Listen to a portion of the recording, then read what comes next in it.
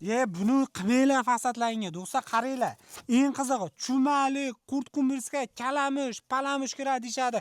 Umuman bo'lmagan narsa, do'stlar. Buni umuman qilmanglar. Nimaga qilmanglar deyapmanmi, do'stlar, fasadlaringga. Ya'ni buni qilsalar, do'stlar, qishki kunida 5 million so'mni to'kay qolgan bo'lsalar, 50% ya'ni tushadi, 2,5 million so'mlik yo'qasizlar. Yana bittasi buni yomon tomoni, do'stlar, orqasida po'ki bo'ladi, tashqarilari tabiiy toshdan bo'ladi. Buni ya'ni plyus tomoni, do'stlar, nima desalar, super mo'yshi bo'ladi. Eng qizig'i, yozda issig'idan, qish sovuqdan saqlaydigan. Shu ham ishmi? Eng qizig'i, bu fasad qiladigan bo'lsalar, do'stlar, 20 yilgacha ishtim bo'lmas ekan. Kvadratiga keladigan bo'lsak, 90 ming so'mdan 110 ming so'mgacha olar ekan. Yo'q, men sotib olmayman. Ushbu biznesni o'rganaman desalaring, mana sizga aytgan biznesim, do'stlar, qoliplarigacha bonus qilib berishadi. Hamma yo'g'i ichida bo'ladi. Eng qizig'i, do'stlar, mana mashinalari xohlagan turingizda, xohlagan rangingizda qilib berishadi. Xolasalar O'zbekistonda yangilik termotravertin ham bo'ladi. Stanoylarimiz narxiga keladigan bo'lsak, $900 dan boshlab u yo'g'iga ketaveradi. Bu narxlarda ichida yeb, ichish, yotog'i hamma yo'g'ini o'rgatib berishadi.